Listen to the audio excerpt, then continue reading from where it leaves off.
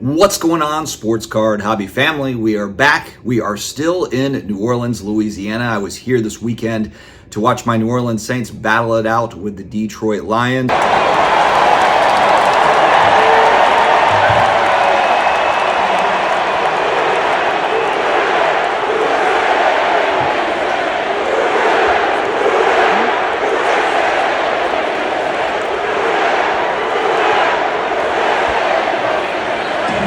Apologies, I am a little hoarse. I was yelling and gasping and all the rest of it throughout this game. My brother and I did something a little differently this time. I've got season tickets, upper level. They're good tickets. They're about 30-yard line. You can see the whole field. But he was like, let me take a look at what ticket sales look like to get down lower as we approach the game. So we ended up buying seats with about 12 minutes before kickoff, and they were second row, like 45-yard line, right behind the home bench. It was incredible, and it was about $100 a head.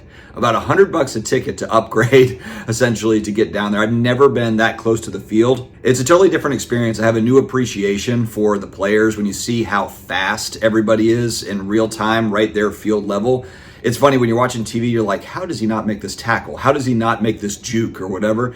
It's like bang, bang. It's so fast the whole game. So that was enlightening for me. We went down 21-0. We did battle back, and I'm just happy that it was a good game. I wish that we would have won, of course, but this season has been topsy-turvy for us. Derek Carr goes down. Half the team's going down. We're losing close games. We're kind of middling around out there. So expectations have gotten a lot lower for me over the last few weeks, and that's okay. I've been a Saints fan for 35 years since I was 7 years old, and that's not going to change anytime soon. All right, today we're going to talk about sports card prices as we move into 2024. And of course, like I always say, I'm not Nostradamus. I don't see the future. I don't have the Back to the Future Almanac, so it is what it is. Huge thanks to today's video sponsor, DC Sports 87, a place where a lot of sports cards are being sold, including myself. I'm sending cards off to DC Sports 87 quite a bit. I did a lot this year in 2023. Hundreds of cards to DC Sports 87 to sell off. It's basically, if you don't want to handle the packing, the shipping, the listing, and all the rest of it, you can send it off to them. They'll take care of it for you. It's a pretty easy process through and through. So definitely check out DC Sports 87. And one thing that we do know is grading of sports cards isn't slowing down at all. At least it hasn't. And we'll really have to see how that looks as we head into 2024. But what seems obvious is there's a lot of raw to grade, but these slabs have to go into the market. We've talked about repacks as potentials. We'll probably still see a lot of repacks in 2024. But what does it mean for the average Joe collector, player collector, or even a set collector? It just means that there's going to be a lot of volume, graded volume, that is hitting the market. And I think it's pretty clear that dealers / flippers are okay taking the hit on some. In other words, maybe they buy 50 raw cards, they grade out, and 15 of the 50 are PSA 10s or SGC 10s or Beckett 95s or whatever they were trying to get. And so they might have a handful of cards that are really making up their profit part, and then they might have 60-70% of the other cards where they're break even, maybe take a small loss or whatever. But that 60-70% is going to be a lot of cards hitting the market. And so if you are a collector or a long-term holder, this is going to be a huge supply hitting the market. We've already seen it, and I think it continues on as we head into 2024. Everybody seems to really love grading. That's one part of the hobby that is going bonkers, and it hasn't slowed down. Card shows are staying busy. I know we're kind of in the November, December timeframe. Card shows are never busy in November, December. But as we head into 2024, card shows look to be fun and busy and something that people want to do. And grading cards is something that they want to do also. I think a lot of the high-end cards, the big buy it nows out there, are dead men walking. I think there's a lot of middle tier cards that got bumped up into high end. The false reality. These are not high end cards. There just happen to be a few big sales during the boom time that makes you think like, oh, that's a high end card.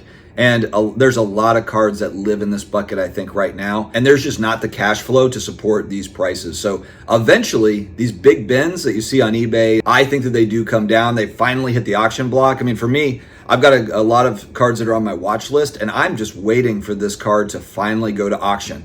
Because I know that if it goes to auction, it's not going to sell anywhere close, or I think that it won't sell anywhere close to the big bin that's out there or best offer. One thing that's great is that lower tier, and I say lower, but I'm talking, I think $50 to $250 slabs. Collectors / hobbyists are really eating up these cards. They're enjoyable cards. You can get a lot of really nice cards for $100, $150, $200. Cool cards, low numbered or whatever, fairly rare stuff. Yeah, maybe it's not a, Kobe Bryant game used, on-card auto, whatever, but not everybody collects Kobe Bryant. Not everybody collects Michael Jordan. If you're not collecting the GOAT players, man, there's all sorts of different opportunity out there. If you're a huge, I don't know, I'll throw out a name, Phillip Rivers. If you're a Phillip Rivers guy, there's all sorts of really rare Phillip Rivers that's out there. On the basketball side, Clyde Drexler. You're a big Clyde Drexler collector. It's just an open sea of opportunity for you. I mean, because the spec money really has moved out back into cash. It's in CDs and it's somewhere else. I really do think that we have years ahead of kind of stagnant asset prices, slow downturn.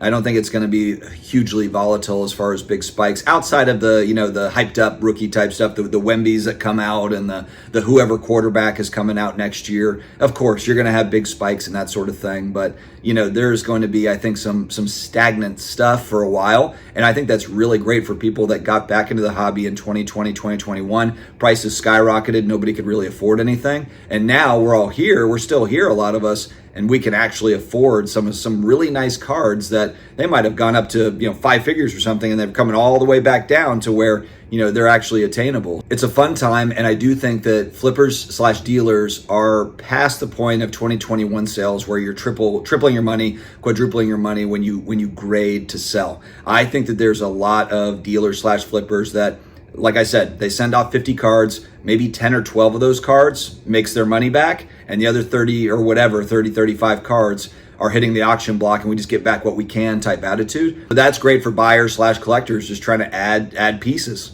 All right, guys, that is all I've got today. Next time you see me, I will not be in New Orleans. Stay healthy, stay awesome, and I will talk to you again later.